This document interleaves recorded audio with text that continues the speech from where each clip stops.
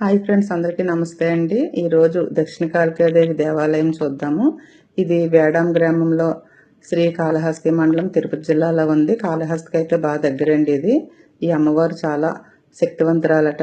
ఇక్కడ ఏ కోరికన వెంటనే తీరుతుందంటండి. లేట్ లేకుండా అడిగిన వెంటనే వరాలు ఇచ్చే దేవత అని చెప్పేసి అయితే చెప్తున్నారు. ఇక్కడ అమ్మవారి ఫేస్ చూడండి, పక్కకు తిరిగి చూస్తున్నట్టు ఉంది కదా. ఇక్కడ పక్కన ఒక గ్రామం ఉంది, కొండపైన భైరవకోన గ్రామము. అక్కడైతే కాలభైరవ స్వామి ఉంటారండి. కాలభైరవ స్వామి అమ్మవారు భక్త. అమ్మవారు స్వామివారిని చూస్తున్నట్టు అలా ఫేస్ పక్కకు తిప్పి అయితే ఉంటుంది. అక్కడి నుంచి స్వామివారు అయితే అమ్మవారిని చూస్తూ ఉంటారు. ఇక్కడ ఇది ప్రత్యేకత అండి, విగ్రహం ప్రత్యేకత. ఇక్కడ చూడండి పైన సింబల్స్ కనిపిస్తున్నాయి కదా, ఇవైతే వందల సంవత్సరాల క్రితం సింబల్స్ అంటండి. ఈ టెంపుల్ కూడా ఎప్పుడో చాలా పురాతనమైన టెంపుల్ అంట. ఇక్కడ ఈ విగ్రహం దగ్గర అయితే నైవేద్యం పెడితే కాలభైరవ స్వామి వచ్చి అమ్మవారి భక్త వచ్చి రోజు కూడా తిని అయితే వెళ్తారంట. ఇది ఇక్కడ నమ్మకం, ప్రతిరోజు కూడా తిని వెళ్తారని చెప్పేసి అయితే ఇక్కడ పూజారులు అయితే చెప్తున్నారు. ఇక్కడ ఫ్రంట్ నున్న కళ్యాణ మండపం మాత్రం ఈ మధ్యలో కట్టారంటండి. దానికి 3 కోట్లకు వచ్చాయిందంట. గోపీనాథ్ రెడ్డి అని చెప్పి హైదరాబాద్ ఆయనకు వచ్చంతా పెట్టుకుని కట్టించారట.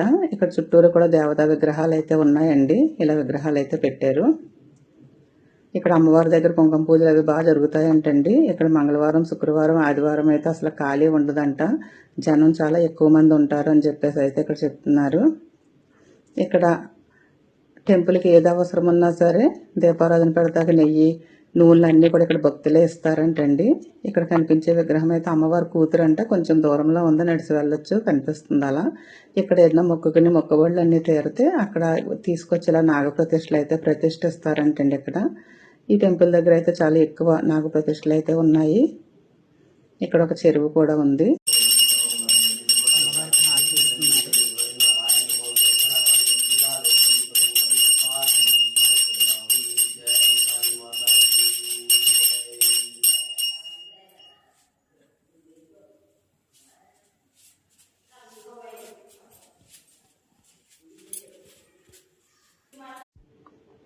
ఇదే భైరవకోన అండి.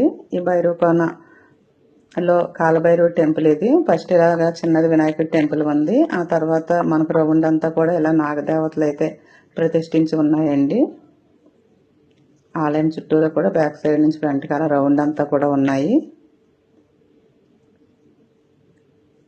తర్వాత ఇదేం కాలభైరవ స్వామి అమ్మవారిని చూస్తున్నట్టు, అక్కడ అమ్మవారు స్వామివారిని చూస్తున్నట్టు అయితే ఉంటుంది. కాళహస్తికి అయితే బాగా దగ్గరండి. ఎవరన్నా చూడలేని వాళ్ళు ఎవరిని ఉంటే రావచ్చు. చక్కగా మనం తిరుపతి వచ్చినప్పుడు ఇవన్నీ పెట్టుకుంటే ఒకరోజు కాళహస్తి, ఈ కాలభైరవ స్వామి టెంపుల్ ఇవన్నీ కూడా పూర్తవుతాయి చూడటానికి. ఇక్కడ ప్లేస్ అయితే చాలా బాగుంది.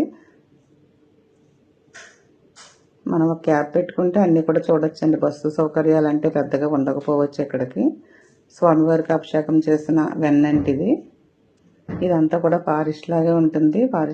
ఫారెస్టే ఇది. ఇక్కడ చూడండి కొంచెం ఫ్రంట్కి వస్తే ఇలా ఒక శివలింగం అయితే ఉంది.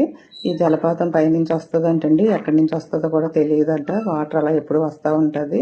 అదే వర్షాకాలం అయితే చాలా ఎక్కువ వాటర్ వచ్చి డైరెక్ట్ శివుడి మీద అభిషేకం చేసినట్టే వచ్చేస్తుందంట. అప్పుడు వర్షాకాలం అయితే చూడటానికి చాలా బాగుంటుంది అంటున్నారు. ఎదురుగుండా అలా నందీశ్వరుడు కూడా ఉన్నాడు. అంత కొండలు, పెద్ద పెద్ద చెట్లు చూడటానికి అయితే చాలా బాగున్నాయండి. ఈ పెద్ద చెట్టు చూడండి ఎంత బాగుందో. అక్కడ వాతావరణం కూడా అంత ఎక్కువ చెట్లు ఉన్న వల్ల చాలా చల్లగా బాగుంది. చూడటానికైతే చాలా బాగుంది. మీలో ఎవరైనా చూడకపోతే ఇంకా ఈసారి తిరుపతి వచ్చినప్పుడు అయితే వచ్చి అయితే చూడండి. ఇక్కడ చాలా బాగుంటుంది. థ్యాంక్ యూ అండి. ఛానల్ అయితే సబ్స్క్రైబ్ చేయండి.